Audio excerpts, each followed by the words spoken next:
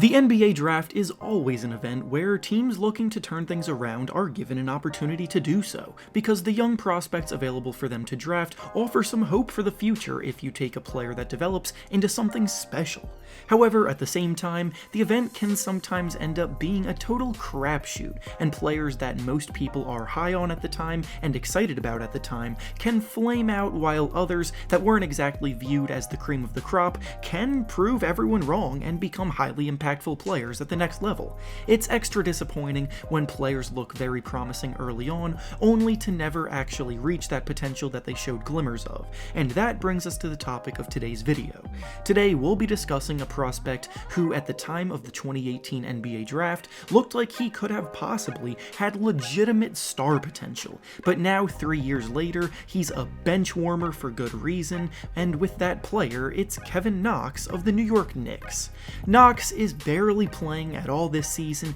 and he really hasn't given his coach much reason to be confident in him, so today we'll be going over where the hype originally stemmed from, what went wrong when he got to this point, and whether or not his career is salvageable. Before we get started though, I wanted to thank FanDuel for sponsoring this video. Obviously, we're all sports fans here because you wouldn't be watching this video if you weren't. I can only assume we're all basketball fans here, but whether you follow the NBA, MLB, NFL, NHL, along with so many other professional sports leagues to choose from, FanDuel has you covered. There is always an option to play for any level of player on FanDuel Fantasy Sports, and how it works is quite simple. First, you choose a contest out of the hundreds that are available every day. Next, you draft your team without going over the provided salary cap, and finally, you can watch as the games play out in real time that can lead to you earning real cash. The best part is that if you're a complete beginner, there are specific contests designed to help you learn the ropes while still being able to compete for real cash while you do it.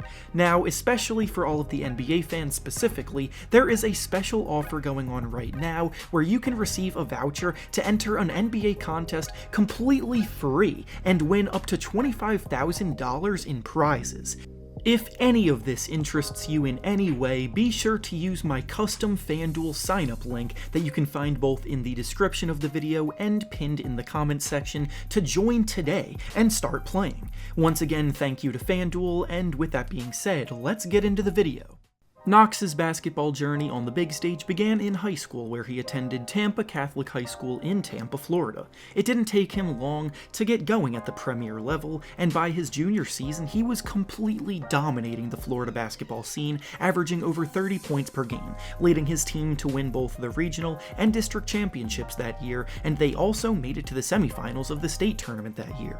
Then he joined his AAU team Each One Teach One on the EYBL circuit, which is typically the most competitive AAU event that the best of the best players take part in, and there he also averaged about 20 points per contest, continuing to build on the hype that was surrounding him. Then in his senior season he had yet another dominant campaign, and by the end of it, he was named a McDonald's All-American, and was invited to play in the Jordan Brand Classic as well. He was ranked as the 10th best prospect in his class by ESPN, and he committed to play for Kentucky, which again is pretty typical for the best players in the class, as Kentucky has a history of bringing in the best players and turning them into strong NBA prospects. His season at Kentucky also went pretty well, all things considered, because despite the team experiencing a few ups and downs along the way, they did finish the season very strong by winning the SEC Tournament Championship and then making it to the Sweet 16 in March Madness. That Kentucky team had plenty of NBA caliber talent on it, as well as alongside Kevin Knox they had players like Shai Gilgeous-Alexander, PJ Washington, Hamidou Diallo, and Jared Vanderbilt, who are all succeeding in their own ways in the NBA right now. And yet amongst all of that talent, Knox was seen as the easy choice for most as the player with the most NBA potential. Knox was named first team All-SEC, he was named to the All-Freshman team, and overall he was carrying a lot of positive momentum heading into the draft, which he did declare for immediately after his freshman season. Now, as for the kind of player that the scouts and experts were expecting Knox to be at the next level, his pre-draft scouting reports labeled him as a scorer by nature with tremendous size and measurables. Knox is a 6'9" player with a 7-foot-long wingspan, and based on what he had been showing in college, he worked very well as a spot-up shooter, he had a nice runner in his arsenal that he could create with off the dribble, and he was a pretty good shooter running off of screens as well. And all of that combined resulted in him hearing his name called on draft night when the New York Knicks selected him 9th overall in the 2018 NBA draft. From the draft, the first step for rookies to show what they can do is obviously the Summer League, and even though you shouldn't overanalyze what you see from guys in the Summer League, it definitely can be a good way to at least get an idea of how good a player can be, and Kevin Knox went out and absolutely tore up the Summer League. He looked like he was the best player on the court pretty much every game of the competition, and that's not even an exaggeration. In the Summer League, Knox averaged about 21 points and 6 rebounds per game, and when it concluded, he was named first team All-Summer League. Joining him on that list were players like Colin Sexton, Christian Wood, Wendell Carter, and Josh Hart, and all of those players in varying degrees are having strong careers to this point, with all of them either being borderline stars or valuable role players. Needless to say, Knox was in good company, and it was completely reasonable to expect him to carry that momentum into the NBA season and play like the promising young star that everyone was viewing him as after the show that he had just put on in the Summer League.